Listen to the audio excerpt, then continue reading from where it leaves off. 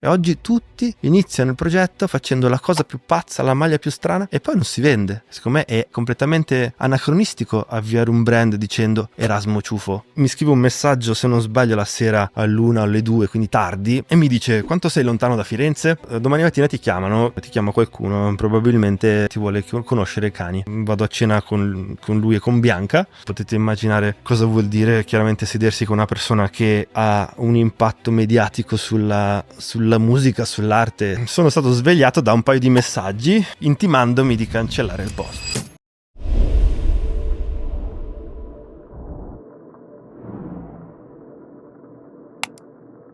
Benvenuti all'Oma Lounge Podcast. L'Oma Lounge Podcast è il primo podcast di Loma Lab 035. Qui diamo voce ai giovani imprenditori, creator e designer che lavorano dietro le quinte della moda, per scoprire le loro storie, le loro sfide e per lasciarsi ispirare. Io sono Filippo e l'ospite di oggi ve lo introduco così. Se spacchi in Italia, sei bravo. Ma se spacchi in Italia e negli Stati Uniti, arrivando a collaborare con personalità come Kendrick Lamar, 21 Savage e Kanye West, sei Erasmo. Benvenuto. Grazie mille. Che introduzione. Grazie per essere qui. Ripercorriamo un po' la tua storia. Tu nasci in una famiglia di artisti, dico bene? Assolutamente sì, ho avuto la fortuna di essere, immerso nell'arte sin da piccolo, grazie a parenti sia chiaramente lontanissimi che i miei genitori, e quindi ho sempre vissuto e assorbito l'arte di ogni genere, in realtà l'arte, soprattutto quella artigianale italiana che viene un po' dal secolo scorso e anche prima, insomma. Tuo padre è uno scultore, dico bene? Scultore, pittore, calligrafo, quindi ha fatto tantissime cose, ha studiato allo IED negli anni 70 a Milano, è venuto a Milano, e diciamo che ho vissuto con lui allestimenti d'arte, pomeriggi con i suoi amici, domeniche mattina in studio da lui, mentre lui dipingeva io mettevo la musica sul grammofono, cose che sembrano assurde. Però significa proprio vivere a contatto 24 ore su 24 con Assolutamente. l'arte. E il fatto che tu abbia deciso di percorrere poi i passi che sono stati quelli dei tuoi genitori e della tua famiglia, se lo aspettava la tua famiglia questo? Assolutamente no, nel senso che in realtà mio padre sin da piccolo mi ha fatto vivere l'arte in maniera completamente diversa da quella che penso oggi si racconti. E nonostante ad ogni fine corso studi maestre e professori indicassero, diciamo, il percorso mio come quello dell'arte, mio padre ha sempre evitato che io finissi a fare arte, fino a dopo le superiori. E secondo te perché? Ma lui semplicemente mi diceva: devi fare qualcosa di meglio perché secondo me con l'arte non si fanno soldi. E questo mi ha spinto a studiare tante altre cose. Chiaramente ho fatto lo scientifico, poi ho fatto scienze della comunicazione, dove ho studiato antropologia, etnografia e tutto il percorso che c'è, tra l'altro il primo corso che c'era in Italia. E questo ha stimolato tantissimo il mio ragionamento dello studio delle culture, come nascono le culture, il significato dei segni, di come si comunica in generale. E durante l'università poi ho scoperto la scuola politecnica, che aveva appena riaperto, e sono tornato a casa dalla biblioteca e ho pregato mio padre. Gli ho detto: voglio iscrivermi qua, non ce n'è. Adesso ho 19 anni, ora decido io. E lui per la prima volta mi ha guardato e mi ha detto: va bene. E io ci sono cascato. Però mi ha detto: finisci l'università e nel frattempo fai anche quello. E quindi io in 1 anno e mezzo ho dato sia gli esami per l'università che ho fatto questa scuola, che era full time ovviamente. È stata una grande scuola perché ho fatto 2 cose contemporaneamente, e diciamo che è stato un grande allenamento perché tutt'oggi faccio tante cose contemporaneamente, però questo diciamo che mi ha aiutato tantissimo a capire poi il valore, insomma, di questo, della parte razionale, quella di progetto, e poi quella di esecuzione, perché chiaramente a scuola d'arte ti insegnano ad eseguire. E C'è un quindi progetto che ti porti nel cuore, tra tutti quelli che hai fatto a scuola? nel percorso di scuola? Mm-hmm. Allora, una cosa che sicuramente mi ricordo molto bene è quando ho fatto l'approfondimento di type design con diversi professori che mi hanno richiesto sostanzialmente il progetto finale era quello di impaginare un libro intero in un poster da 70-100, e per farlo bisognava disegnare un carattere. Io ho scelto un libro in particolare, Ogni cosa è illuminata di Jonathan Safran Foer, e ho disegnato il carattere affinché potesse essere stampato a corpo 3, 3,5, perché avevo verificato che tutto il testo stesse dentro un poster 70-100 con la dimensione. E non so se sapete la storia, ma la storia chiaramente racconta di tutto l'esodo che c'è, di una storia personale poi rispetto agli ebrei, il nazismo, quello che è successo, chiaramente lo sanno tutti. E quindi io per dare una leva a questa cosa ho preso spunto dalle intersezioni della scrittura ebraica, nel modo in cui il carattere oggi, come è stato strutturato chiaramente durante la calligrafia. E questo ha permesso di studiare, diciamo, al meglio il modo in cui il carattere potesse essere stampato nelle sue aperture. E quindi questo è forse un po' di quello che ti ha portato a fondare poi Lettergram nel 2008? Sì, la connessione è sicuramente quella, lì che ho capito tante cose, e prima ancora cosa importante che mi ha aiutato tantissimo è che ho assorbito tantissimo da mio padre. Chiaramente nel mondo dell'arte il concetto di firma è importantissimo. Um, e ho conosciuto tanti artisti e chiaramente la firma è una cosa molto importante dietro il quadro, insomma ce ne sono tante di cose da dire in merito al nome e all'appartenenza di un oggetto nell'arte. Per mio padre la cosa più bella è che era mancino, ma quando ho studiato, no, ai tempi chiaramente, il secolo scorso, essere mancino non era una cosa ben vista e quindi ti legavano la mano per farti scrivere con la mano destra. Mio padre quindi tutt'oggi sa scrivere con la mano destra e con la mano sinistra, sa scrivere contemporaneamente così, al contrario specchiato e così. Non E ci quindi, riuscirei. e quindi no, è una cosa impossibile, neanch'io. Però diciamo che questo mi ha affascinato sin da piccolo, a 5-6 anni già lo sapevo fare. Poi mi ha chiesto tante volte di firmare per lui i suoi quadri, quindi io col pennello firmavo le sue cose, chiaramente simulando la sua firma. Eh, Fino a che poi chiaramente i giustificativi a scuola mi diceva firma tu, cioè tanto lui sapeva magari che saltavo qualche classe e mi faceva fare la sua firma. E quindi diciamo quella cosa più lo studio, che chiaramente è stato importante con i professori in Politecnico, mi ha poi dato un valore importante sul significato del segno, e mi ha dato poi un valore importante rispetto a quello che vuol dire rappresentare attraverso un carattere una cultura, un immaginario che vogliono dire tante cose. Ad oggi un brand è in maniera assoluta un contenitore di senso e di significato che serve poi alle persone per sviluppare un senso di appartenenza, di fascino, e a volte anche di psicosi massima, non so come dire. Quindi No, questo è un no, po' il senso che poi. torna. Esatto. E Lettergram ha 2 sedi, diciamo, a Milano e a New York. Ti chiedo perché questo e come ti trovi a lavorare a Milano e a New York. Quale preferisci? Allora, assolutamente sì, Milano e New York, perché chiaramente Milano è il posto dove sono nato. New York è arrivata, adesso non ricordo neanche quando, forse 6-7 anni fa, ed è nata, diciamo, come una realtà, è ancora una realtà molto piccola, ehm, ed è stata fondata chiaramente per dare un seguito ai contatti negli Stati Uniti che sono nati poi nel tempo. Sono diciamo due facce della stessa medaglia in qualche modo, nel senso una rappresenta in modo diverso l'altra e si attraggono in qualche modo. Questo lo dico perché ho sempre, diciamo così, raccontato l'Italia negli Stati Uniti e gli Stati Uniti all'Italia,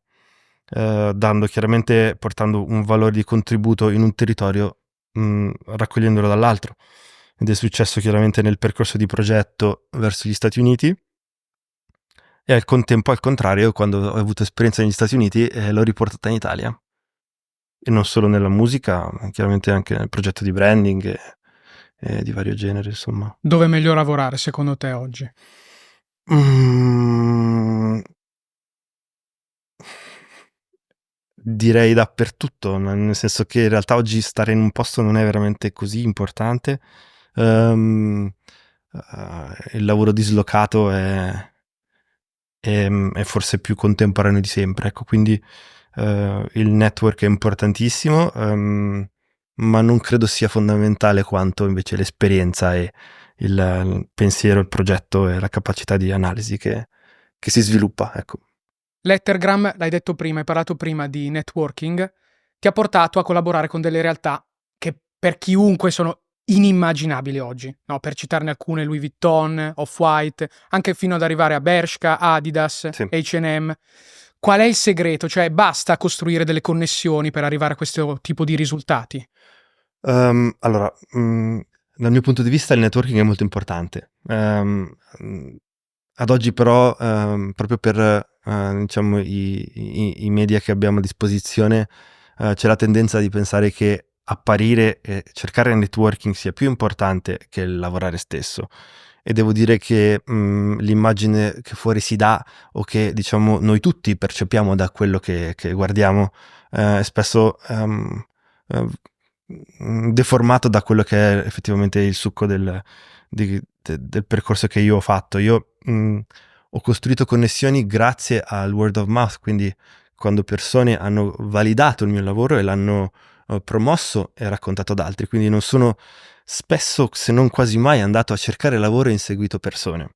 Mm, e devo dire che questo perché ho focalizzato e concentrato la mia attenzione sul lavoro stesso, quindi su quello che mi piace fare e lentamente è stato riconosciuto E e come quindi mi ha ti... permesso di passare diciamo da un progetto all'altro e di essere presentato ad altre persone e sempre altre persone, quindi non ho spinto networking, ho favorito networking lavorando bene.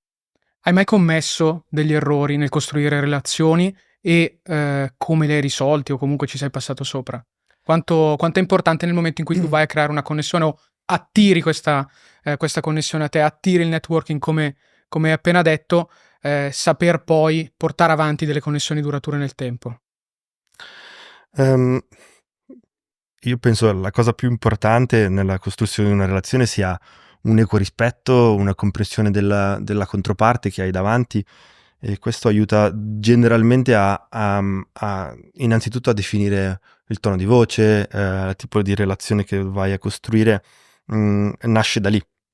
Fino a capire chiaramente quali sono le esigenze e qual è, diciamo, il patto, lo scambio, che sia economico, ma di generale anche soltanto di valore, possiamo dire che è ancora più importante, permette a un equilibrio e quindi la costruzione di una relazione. Poi le relazioni chiaramente non durano per sempre, ognuno ha i propri interessi e una volta che, diciamo,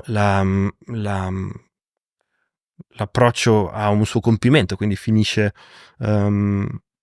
può nascere una relazione più duratura oppure semplicemente un'amicizia che poi può rimanere nel tempo, ecco. In generale, in un mondo sempre più digitale, negli Stati Uniti c'è bisogno di andarci fisicamente per stringere delle relazioni, per stringere delle connessioni, oppure si può fare tranquillamente con i social media, cioè basta quello. No, assolutamente. Io penso la presenza in persona sia ancora oggi molto più importante, nel senso che essere presente in un territorio è quello che fa sostanzialmente penso il 90%. E credo che oggi sia ancora più importante perché grazie agli strumenti social media che ci sono si ha la parvenza che si possa essere a conoscenza di tutto, ma la verità è che ci sono ad ogni città mondi e relazioni, equilibri e disequilibri che vanno compresi, quindi anche nel senso stare 50% qui e 50% a New York mi perdo delle cose di New York tanto quanto di Milano, ecco, quindi eh, tornando a quello che dicevi prima, ho nel tempo comunque tentato di spingere, inseguire degli obiettivi e rispondendo alla tua domanda, diciamo dei nomi che hai citato, Mh. ce ne sono anche tanti che in realtà non hanno avuto successo, nel senso che spesso una delle cose che ho fatto nella mia vita tantissimo, per passione soprattutto, è che ho investito tantissimo tempo e qualche soldo per andare ai concerti. Quindi una delle cose che ho fatto più spesso nella mia vita è prendere la macchina e andare a un concerto in Svizzera o prendere un aereo e andare a Londra a ascoltare qualcuno. E poi nel tempo mi sono reso conto che ho detto, caspita, ma forse non solo posso ascoltarlo questo concerto, forse posso provare anche a offrire qualcosa che ho imparato dalle mie esperienze a questi artisti. E quindi ho inseguito e tentato di mettermi in contatto con artisti di ogni genere, ovviamente. Quindi ce ne sono tanti con i quali magari ho fallito, soprattutto. Quindi me ne viene in mente uno che forse ho già raccontato in passato, che sono andato al Lovebox a Londra, non mi ricordo quale anno, una forse delle ultime apparizioni interessanti di Frank Ocean, e mi sono infilato nel backstage, superando 4-5 livelli di security fino ad arrivare nella tenda con lui, Childish Gambino e forse qualche altro di loro, e sono rimasto lì in silenzio, in tranquillità, chiaramente senza telefono, senza niente, aspettando. Frank stava sistemando dopo il concerto, e quando è uscito non mi sono presentato, ovviamente, entrando nella mentalità di rispetto e costruzione di una relazione. Ho aspettato, è arrivato lui, si è presentato e mi ha detto "Hi, Frank". Ovviamente io sono raggelato lì, e ci ho parlato una decina di minuti, gli ho raccontato chi sono, cosa faccio, tutto quanto, e poi c'è stato un momento di confusione, non so da dove fosse scaturito, perché poi è stato molto difficile razionalizzarlo. In quel momento io ho tirato fuori il telefono per far vedere qualcosa a lui di quello che gli stavo raccontando, passioni sulle auto, i caratteri, tutte le cose che possono essere affascinanti per dei creativi. E in quel momento mi sono sentito tirare su da un bodyguard e mi hanno depositato fuori. E in quel momento ho detto, non ci credo, Cioè ho perso questa occasione. E Frank Ocean senza ovviamente spiegazione. senza spiegazione, probabilmente perché ho tirato fuori il telefono e no phones, neanche se te lo chiede lui, quindi non so cosa è successo in realtà. E da quel punto poi, chiaramente questo è un esempio. Altre volte invece mi sono magari arrampicato da qualche parte e così per esempio ho conosciuto Joey Badass, tra l'altro qui a Milano durante una Fashion Week, per esempio. Raccontamene qualcuno di positivo di di queste imprese. Questo è un buon esempio, nel senso che c'era una festa, non mi ricordo, durante Fashion Week a Milano, e suonavano Virgil, Aaron Preston, c'era Justin Bieber, c'era un paio di artisti ancora. E vista questa scena, chiaramente io ero lì, ho invitato da alcuni amici, però non ero chiaramente nel privé. Appena ho visto qualcuno mi sono infilato, sono riuscito ad entrare e mi sono trovato davanti insomma, lì più o meno nel DJ booth. E a quel punto mi sono reso conto che avevo Joey Badass di fianco, e nel dettaglio, insomma, è partita una canzone, una base di Future che lui, sul quale aveva rappato in un guest radio, e lì ho attaccato bottone sostanzialmente, e da lì poi diciamo che è costruita una relazione negli anni che tuttora dura, e quando vado a New York, se riusciamo ci incontriamo. Spesso ho lavorato con lui al suo merch, ai concerti, insomma, e chiaramente non è sempre così con tutti, è normale, insomma, non si può piacere a tutti, lo si sa. Di tutti i lavori che hai fatto, ce n'è uno che è il tuo preferito proprio? In generale proprio dici, non In solo nella generale. musica, giusto? No. Ma devo dire che Untitled Artworks è il lavoro che sto facendo adesso col mio brand, è forse la più grande sfida che ho mai affrontato, e ci sono arrivato dopo aver, diciamo, capito di aver raccolto un'esperienza a 360 gradi con tutte le esperienze precedenti, e quindi mi sono sentito forte di poter fare un passo ancora più grande, che è quello di diventare imprenditore di un progetto del genere, perché chiaramente è un'azienda completamente indipendente, che è partita da qualche migliaia di euro, che oggi chiaramente ha tantissime attività, ma soprattutto una crescita che mi ha dato grandi soddisfazioni. Ma la cosa più bella è che l'ho avviata perché ho capito quanto fosse importante come supporto mediatico per raccontare una visione, per raccontare un metodo, per raccontare un pensiero. E questo chiaramente forse è la cosa più affascinante. Del passato ti posso dire sicuramente il progetto di Sfera, famoso,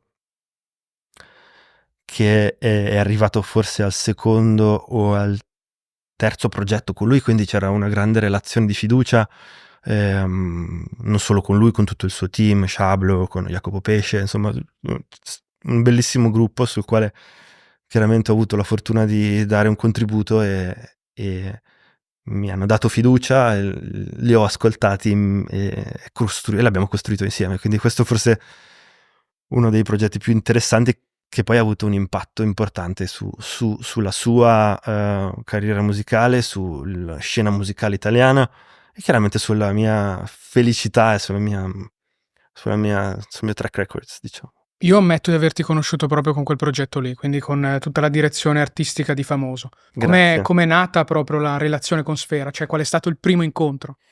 Uh, credo backstage una sfilata, una festa di Marcelo Burlon. Okay. Lavoravo già con Marcelo al tempo, o forse no, non mi ricordo ancora ora. E c'erano un sacco di artisti in backstage. In quel momento, chiaramente, tipo c'era Gue, c'erano un sacco di altri personaggi di spicco. E Sfera, se non sbaglio, stava per lanciare il suo secondo disco, se non ricordo male.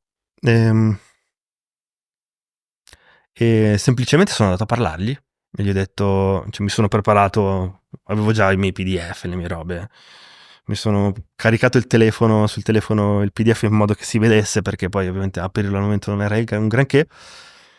Ho aspettato il momento giusto, sono andato e gli ho detto ciao, guarda qua, se vuoi facciamo qualcosa insieme, proprio super on point. E da lì mi ha detto dammi il tuo numero e basta, e poi me ne sono andato. Non sono rimasto neanche lì tanto a fare troppe storie. Un paio di giorni dopo sono partito per New York per altri motivi, per i progetti americani, e stavo camminando, penso Canal Street, non mi ricordo, e ho visto questo numero italiano, mi chiama e mi sta chiamando Sciablo, che appunto che è il suo manager, e chiaramente lì felicissimo, mi hanno raccontato un po' cosa stavamo facendo e da lì ho iniziato un percorso con un po' prima di merch, poi il marchio, insomma, una serie di cose. E Famoso è arrivato chiaramente dopo penso un anno, o forse di più, anche un paio di anni. Cavolo. Allora, Erasmo, non so se posso svelare un retroscena di come ti abbiamo portato al podcast. Ti prego. Sostanzialmente, no, è successo tutto con un timing, direi quasi perfetto, perché tu, no, ci scrivi che ti va di partecipare al podcast, chiudiamo la Certo, puntata. me la sono creata da sola questa Cioè, situazione. l'hai voluta proprio questa sede qui oggi. Giuro che non ho programmato. E la sera sostanzialmente noi concordiamo orario, concordiamo giorno, stiamo registrando qua, siamo a gennaio, è successo un mesetto fa più o meno, Esatto. e lui il giorno stesso pubblica un post dove rende noto a tutti Drammatico, sì. che ha avuto il piacere di lavorare con Kanye West, per realizzare i nuovi capi della collezione Yeezy, no? Che sarebbero poi stati resi disponibili sul sito ore dopo, no? Mhm. La questione è che dopo che Erasmo pubblica questo post, pochissime ore dopo, Kanye West fa una storia dove dice che lui non ha avuto nulla a che fare con il progetto Yeezy.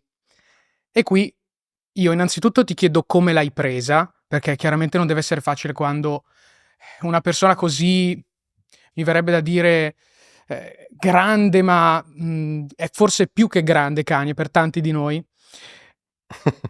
il rischio che comporta, le affermazioni che fa una persona del genere, il backlash che ti può arrivare, i commenti negativi, i post che vengono bombardati. Prima di tutto ti chiedo come l'hai presa e poi ti chiedo di raccontarmi per filo e per segno com'è andata, perché noi avevamo già visto che tu eri stato fotografato insieme a Kanye a gennaio-febbraio, quando poco prima che si tenesse il listening party di Vultures a Milano, Sì. a Bologna. Allora, come l'ho presa? Innanzitutto sono stato molto sorpreso. Mm, e potete immaginare quanto sia difficile vedere, come dire, un'orda di persone che non conosci insultarti. Sicuramente non è piacevole. Sono una persona molto, diciamo, razionale, quindi mi sono in realtà fermato nel fare qualsiasi tipo di attività, ovviamente social media, e chiaramente ho un po' ragionato su quello che stava accadendo per dare un po' di pace al mio spirito. Questo che cosa significa? Nel senso che sicuramente è una cosa molto traumatica è stata molto traumatica nella prima ora in cui è accaduto. Poi nella verità dei fatti mi sono un po' distanziato da questa cosa perché è stata molto costruita in qualche modo, no? Provocata. E poi chiaramente ho avuto modo di razionalizzare, è stata sicuramente come tante altre, un'esperienza interessante per rafforzare, diciamo, come mi sento, cosa penso del mio lavoro. Come sono andate? Retroscena. Sì, retroscena.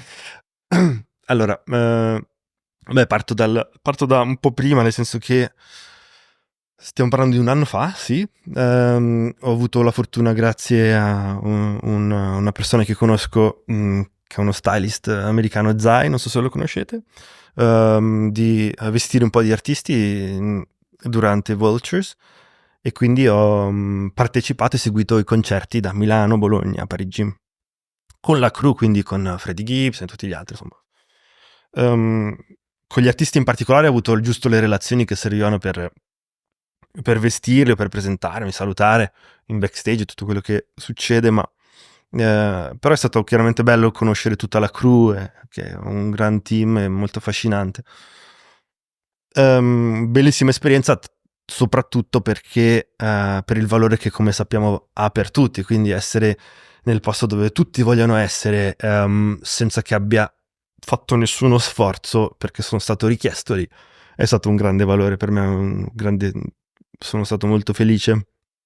E ovviamente ho portato tipo una collezione e mezza per farla vedere a chiunque, perché poi se la sono provata, chi vuole tenersi i pezzi, l'hanno usato un po' per tutte e tre le date. Ah, questo quindi è listening party di Vultures. Esatto, e poi chiaramente la cosa più bella che ho visto poi è stata anche tutti i contenuti che ho postato sono stati ripostati dappertutto, ovviamente senza crediti purtroppo, ma chi se ne frega, a quel punto non importava.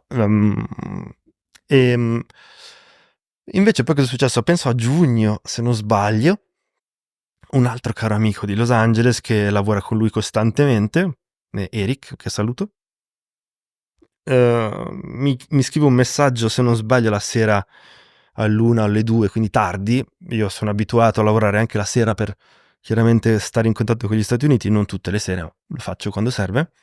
E, mm, e mi dice: quanto sei lontano da Firenze? Io ho detto: guarda, sono a un paio d'ore di treno.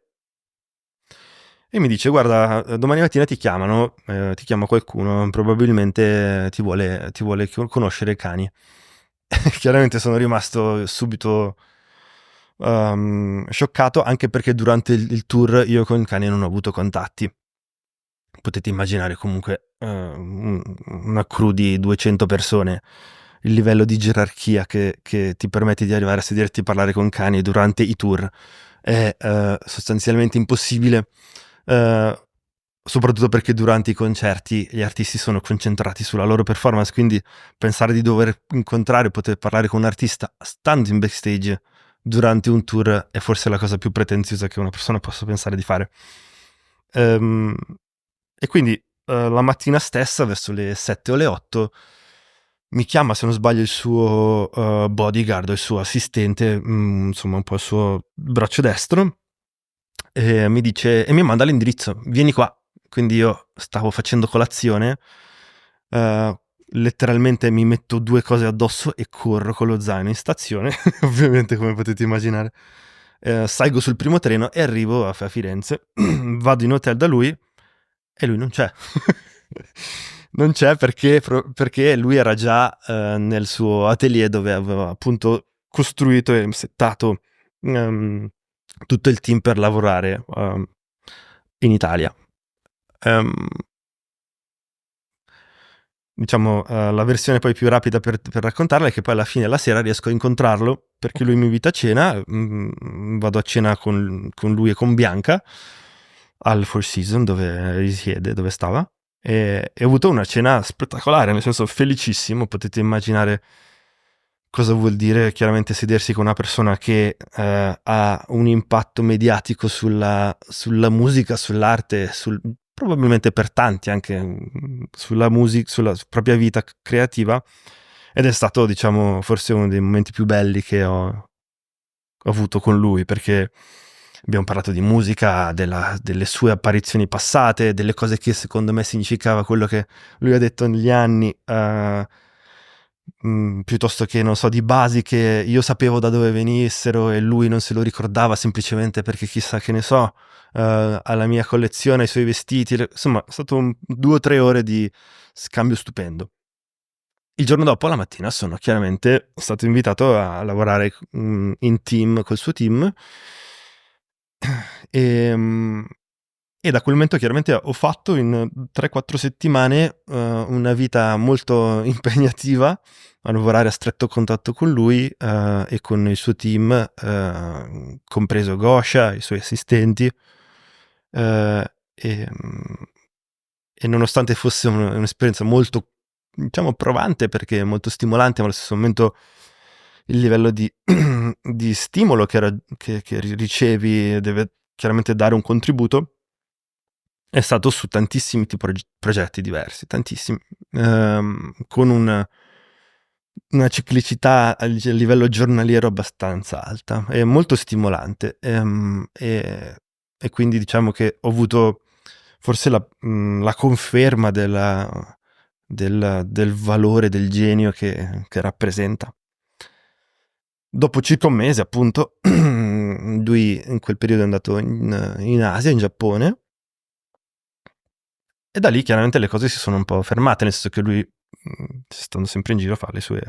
Io credo che adesso lui viva lì in Giappone. Credo di sì, non lo so. Però sì, è tuttora lì da quello che so. A fine anno, sto ricollegandomi a quello che tu dicevi, a fine anno, in qualche giorno, quei 2 o 3 giorni di riposo che mi sono preso, ehm, stavo sostanzialmente razionalizzando un po' quello che è successo nell'anno, programmando l'anno nuovo e tutto quello che avevo in mente di fare. E qualche giorno prima era appena uscita la collezione. Allora, diciamo che in un momento di tranquillità ho detto, caspita, però effettivamente io ho partecipato a tante cose e anche quella. mm, e non lo sa nessuno, non l'ho mai detto, non l'ho mai pubblicamente detto. E quindi, mosso diciamo da, se vogliamo, un senso di voglia di condividere, ma allo stesso momento una chiusura di un cerchio che è quella di un anno, ho detto quasi quasi racconto che lo ridico, nel senso volevo semplicemente manifestare ai miei follower, a chi mi segue, chi ha passione per quello che faccio, che questo è stato un momento effettivamente molto importante, perché lavorare con forse uno degli idoli degli ultimi decenni è interessante ed è una cosa che mi porterò per sempre. E quindi ho fatto un post scrivendo quello che ho scritto, è pubblico, quindi potete ancora leggerlo, ehm, senza specificatamente puntare su un'appropriazione di cose nello specifico, perché non aveva senso, anche perché ehm, quando si lavora in gruppo è assolutamente normale che ci siano tantissime cose che vengono poi filtrate e messe in un percorso unico su un binario fino a che poi quello che si fa esce. E in quel momento che cosa è successo? Che insomma, ho fatto questo post, chiaramente i miei follower, chi mi ha visto mi ha fatto i complimenti e poi penso lì da lì a poco io sono andato a dormire. Penso fosse tardo pomeriggio, non mi ricordo, tardo, quindi alla sera sono stato svegliato da un paio di messaggi da parte diciamo della controparte, se vogliamo dire così, che mi avevano già lasciato un po' perplesso. Ho detto, ma perché mi dovete scrivere, insomma, intimandomi di cancellare il post? Io a quel punto ho risposto dicendo, ma io sto cercando, a parte che nel senso ho scritto quello che ho scritto, nel senso con la voglia di dire quello che è accaduto. Ci sono le foto, non stiamo neanche a razionalizzare e non sono, come dicevo all'inizio di questa conversazione, non sono il tipo di persona che millanta le cose che fa proprio perché sono introverso, era la parola che volevo dire, sono un progettista e un consulente, spesso nella mia vita sono stato soprattutto questo, e quindi a me di farmi vanto delle cose generalmente non mi serve, soprattutto perché credo in quello che so fare, ecco. E quindi semplicemente ho risposto dicendo: ma io ho contribuito raccontando quello che io ho vissuto in questo anno, e questa è una delle cose più importanti. E di lì a poco poi tutto taciuto per qualche ora. A quel punto sono tornato a letto e mi sono svegliato la mattina con il telefono a fuoco, con telefonate di amici dagli Stati Uniti che dicevano che cosa è successo. E questo perché qualcuno dall'interno si è lamentato di questo post pensando che io mi appropriassi di qualcosa che non fosse completamente mio. E quindi diciamo che in questo qui pro quo è stata scaturita un po' una sorta di polemica sul fatto che se ci sono 20 persone che lavorano, se uno alza la mano e dice questa cosa l'ho fatta anche io, non è piaciuta. E quindi diciamo che ha poi permesso di creare queste leve che hanno poi, come avete forse visto qualcosa, ripeto, non ho cancellato neanche i commenti, sono tutti lì per voi da guardare. Sono diventati chiaramente una serie di dubbi, conseguenze, insulti di ogni genere che poi hanno, diciamo, dato sicuramente un buon seguito, nel senso che avrò guadagnato 4.000 follower e quindi bene. Giusto, giusto. Ma quindi alla fine si sono poi risolte le cose? Hai avuto modo di parlare con Kanye o chi per lui, insomma? No, in realtà no. Infatti vediamo cosa succede dopo questa intervista. Vediamo, lo vedremo. No, non lo so, però in ogni caso no, non penso ci sia nient'altro da dire, nel senso che quello che mi piace, diciamo, che mi porto a casa di questa esperienza è quanto il valore delle relazioni sia importante, quanto lo siano i ruoli, questo è molto importante, e soprattutto penso anche la differenza tra qual è l'effettiva narrazione di un evento e l'evento stesso. E oggi lo sappiamo benissimo, la narrazione di un evento è più importante dell'evento stesso. Il prodotto è meno importante del modo in cui se ne parla, o che il modo in cui si promuove. E forse il contributo più interessante che posso dare a chi ci segue, chi vi segue, è quello di progettare qualsiasi cosa che si sviluppi nella propria vita con un obiettivo che è indipendente dall'autorialità. Un oggetto, un progetto, un capo di abbigliamento, un'attività di qualsiasi genere deve vivere di vita propria, ed è questo il significato del motivo per cui un'azienda è riconosciuta come un ente a sé stante rispetto ad una persona. Ed è il motivo per cui ad oggi io credo tantissimi ragazzi progettino sulla base di quello che vedono. E io penso che sia forse questo un'occasione stupenda per far capire che nel momento in cui si progetta da consumatori, si progetta come dei consumatori. Cosa voglio dire? Che se non si riesce a comprendere che per avviare un'attività di commercio bisogna fare un piano di business, bisogna trovare un prodotto vendibile, bisogna pianificare uno sviluppo di distribuzione, bisogna allacciare dei rapporti e dei contratti di sviluppo. Ad oggi disegnare un capo estremamente pazzo e super visibile per Instagram non è il primo passo per creare un'attività, e non è il primo passo per diventare un designer.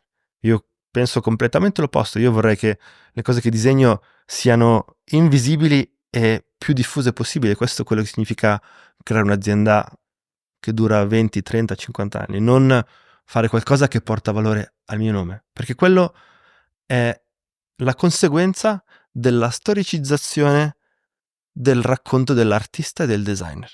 Ad oggi si racconta dei designer, degli artisti del passato, per una sorta di appiattimento della narrazione di quello che hanno fatto, ma il percorso di progetto che li ha portati a fare la cosa più importante per la quale sono riconosciuti non è il punto di partenza, è la conseguenza ed è il punto di arrivo. E oggi tutti iniziano il progetto facendo la cosa più pazza, la maglia più strana, e poi non si vende. E quindi questo è forse la cosa più bella che spero possa dare questa intervista alle persone. Bellissimo, bellissimo. E fra l'altro, quando parlavi del discorso di distaccarsi, no, dall'autore, distaccamento dall'autore, mi è venuto subito in mente il tuo brand Untitled Mi fa Artworks, no? piacere. È questo un po' il concept che c'è Assolutamente dietro. sì. Mm. Si ricollega alla prima domanda. Io mi sono reso conto, chiaramente nel momento in cui mi sono fermato, a quanto sia affascinante la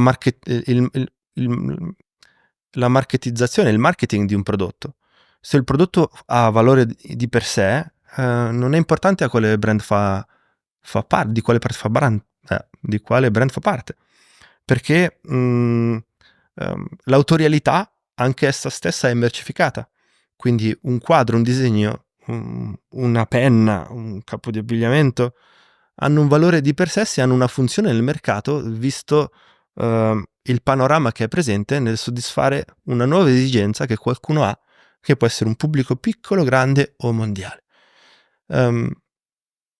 L'errore che si fa è quello di progettare creando qualcosa perché l'ho fatto io. Nel momento in cui ho creato un brand ho detto, sai che c'è? Io non lo chiamerò mai. Secondo me è completamente anacronistico avviare un brand dicendo Erasmo Ciufo. Perché io non penso che nessuno di noi o di voi debba vestirsi in un certo modo perché io mi vesto così. Io rispetto gli altri e voglio che gli altri si sentano liberi di aprire il proprio armadio e sentirsi loro stessi.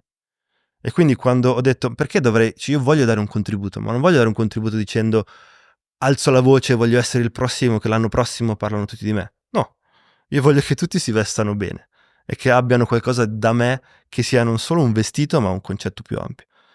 E quindi nel momento in cui questo l'ho capito, ho capito anche che non dare un nome a un brand era la cosa principale che mi permetteva di avviare questa conversazione. Quindi ho deciso di non dare un nome a un brand, perché non volevo che fosse collegato immediatamente ad una proprietà di qualche genere. Quindi è un discorso, se vogliamo, commerciale o imprenditoriale in qualche modo. E chiaramente si collega alla mia storia, cioè il fatto che le opere d'arte spesso, e il mondo dell'arte lo sa prima del mondo della moda, vengono vendute solo perché sono firmate da qualcuno. Nella polemica contro questo percorso di mercificazione dell'arte ci sono libri e libri e storie nel passato di artisti che lavorano contro e quindi decidono di non dare un nome ad un'opera che fanno. Questo perché si sono resi conto che la vendita di quegli oggetti era distaccata dal valore che effettivamente avevano di per sé. E questo secondo me forse è l'approccio più antitetico rispetto al mondo contemporaneo, dove raccontare chi fa che qualcosa è più importante di quello che fa. Per me invece è un percorso completamente diverso e mi fa piacere che tu l'abbia colto in queste conversazioni. Qual è il tuo obiettivo con Untitled Artworks? A livello proprio nel prossimo futuro o nel lungo termine? Io ho fatto anche il professore per un grande... Sempre alla scuola politecnica. Esatto. E in 8 anni di esperienza ho imparato, penso, più di quello che sono riuscito a dare. E ho dato tantissimo e sono felice di questo, ma ho imparato tantissimo a spiegare, a conversare, ad interloquire con persone di ogni parte del mondo. C'è da dire una cosa che volevo dire su Untitled Artworks, che un brand italiano senza nome non si chiami con una parola italiana per raccogliere al mondo, per raccontare al mondo la cultura italiana, è esattamente un altro modo per raccontare il fatto che se io voglio raccontare la cultura del nostro territorio all'estero, devo avere qualcosa che è comprensibile per gli altri, non per gli italiani. Quindi capisci che è completamente... Io inverto il senso di ragionamento dove penso a dove voglio arrivare e costruisco il contrario, mentre spesso le persone partono da se stessi e poi cercano di conquistare gli altri come un virus. E in quel caso per forza ci sono operazioni di rush, violenza visiva, e che servono poi soltanto a fare rumore per una febbre temporanea. Questa cosa, secondo me, è completamente e genera un percorso di instabilità anche imprenditoriale. Se uno deve costruire una propria vita su un'attività, non vorrei che ci fossero degli alti e bassi come un'influenza, no? Vorrei essere sempre lì. Qual è Quindi invece il miglior consiglio che hai ricevuto in tutta la tua carriera e che ti ha aiutato? questa è una domanda molto interessante. Ma allora, una delle persone per le quali ho lavorato prima di essere io stesso il fondatore di uno studio, si chiama Elio Carmi, è uno studio di Milano che è stato fondato penso negli anni '80, non mi ricordo, nel quale sono approdato dopo un paio di esperienze nelle agenzie internazionali di comunicazione. Ed Elio per me è stato un po' un mentore a livello progettuale, e la prima cosa che mi ha fatto capire lui, o forse la più importante, sta alla base un po' di quello che ho portato nel tempo e che ho detto anche oggi, che il valore commerciale e imprenditoriale di un manufatto, di un artefatto grafico, è l'obiettivo principale di un progetto dal punto di vista grafico. E quindi quando il progetto grafico non ha una funzione di rappresentazione di un'azienda, di un servizio, di un prodotto, beh, allora è inutile. Quindi io non disegno mai senza pensare a che cosa serve. Nel senso che disegnare, adesso dico una cosa a caso, ma fa parte del mio storico, quindi mi fa piacere dirlo, disegnare il logo per un'azienda che fa alimentari, diciamo che è fattibile per tutti sanno disegnare una scritta, sanno scegliere un carattere, ma già se si parla di un'azienda che fa, non so, pasta al grano duro o tortellini, beh, se vai a chiedere in territori diversi sulla mappa d'Italia ci sono storie di famiglie, di aziende, e quindi andare a guardare che cosa è successo in quel territorio, in quel periodo storico, e poi entrare nell'azienda, comprendere, allora vuol dire andare a studiare per andare a rappresentare qualcosa che ha un valore intrinseco. E quindi se non si fa questo discorso, ma invece Erasmo ha fatto questo disegno, è completamente diverso. Diciamo che questa è una radice importante, perché anche nella propositività con i clienti non sono mai stato io a dire l'ho fatto io e quindi sono io che devo convincere te che questo sia giusto.